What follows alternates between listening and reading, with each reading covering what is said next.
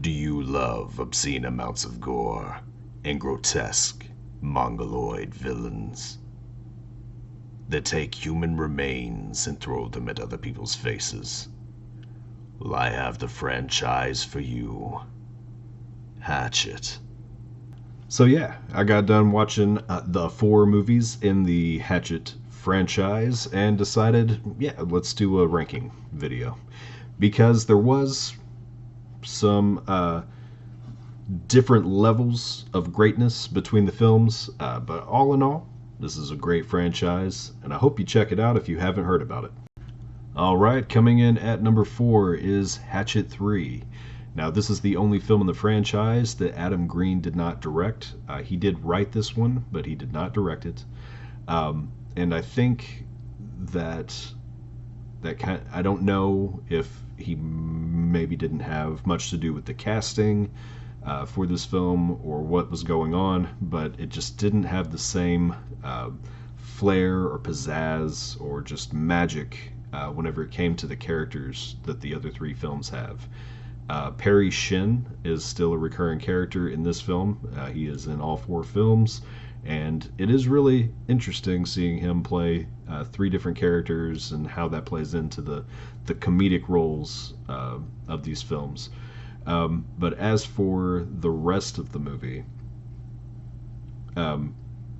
this had a lot of characters, way more characters than any of the other films had. When you have all of these cops and people in the swamp trying to go after Victor Crowley, it kind of, I don't know if that, made it not come across as well, and made it to where the characters were just kind of dull in this film. But that's pretty much how it felt. That was the worst part of this one. This one has some of the most mediocre acting overall as well. But that could be in part due to the director. That does happen. Sometimes the director wants people to do things a certain way, and it throws off their acting game, and they just give a bad performance. And that could be what happened in this film. I'm not entirely sure. But overall, this was a very middling, boring film compared to the rest of them. It wasn't bad at all. It was just very mediocre. And coming in at number 3 is Hatchet 2. And this one does have a lot of the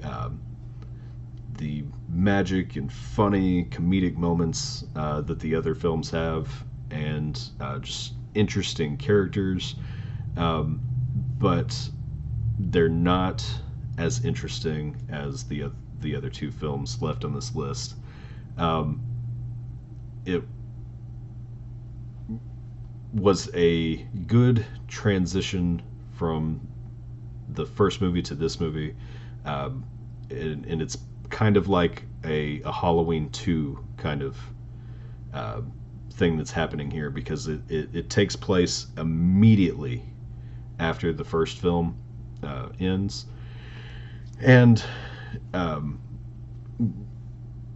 it kind of, well, really 1, 2, and 3 all are just like back to back to back. These all take place within the same time frame, and I do like that, but I kind of feel as if that might have made 2 and 3 feel like they can't stand on their own, and that is really the only reason why this one is not above the next 2.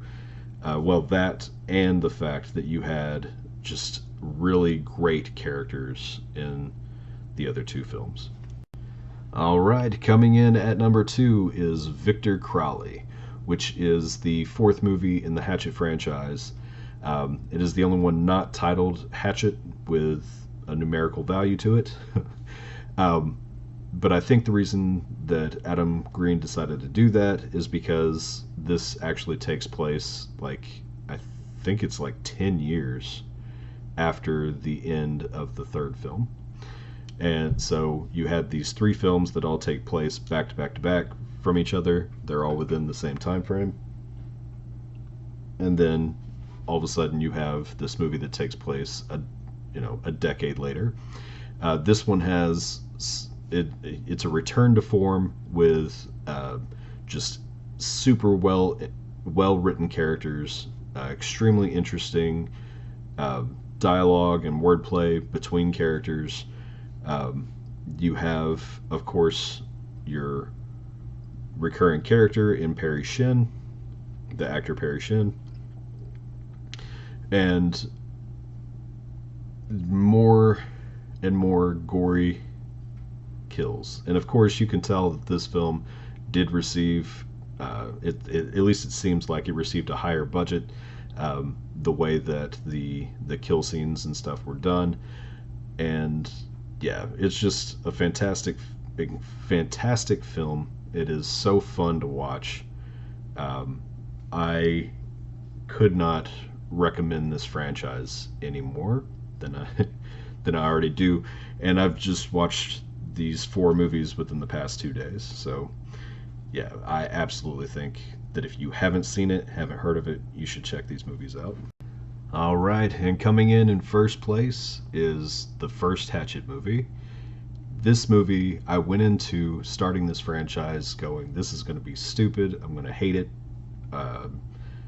I didn't know how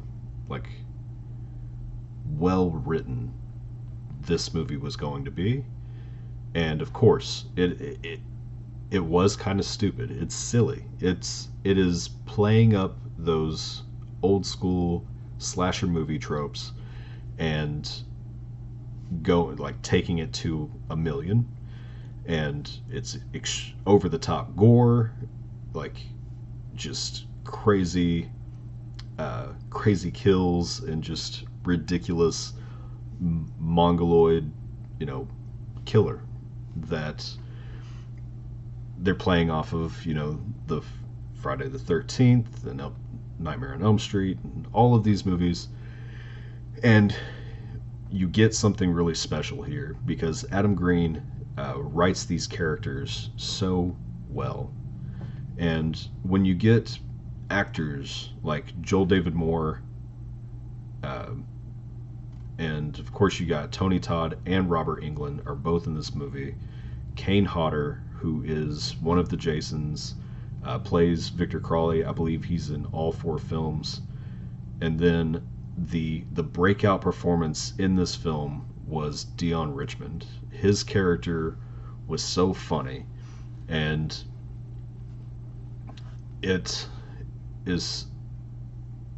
was so surprising to me how I had seen these movies flipping through some streamers and stuff before and just been like, Hatchet, it's probably some B horror flick that I'm going to absolutely just despise, and it's going to be a bad time watching it. I was so wrong. If you do nothing else, you should watch this first film and actually give it a shot. Let it get into the movie and actually watch the entire thing and give this movie a try.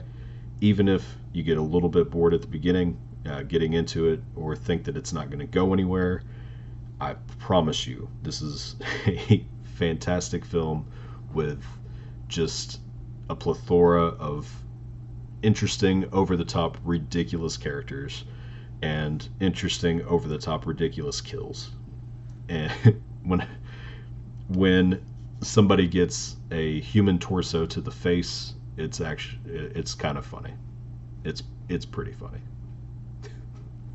But that's the list, guys. If you liked this video, please leave a like and subscribe. If you didn't, leave your hate down in the comments. It's all good, man. Anyway, you have a good night, and I'll see y'all later.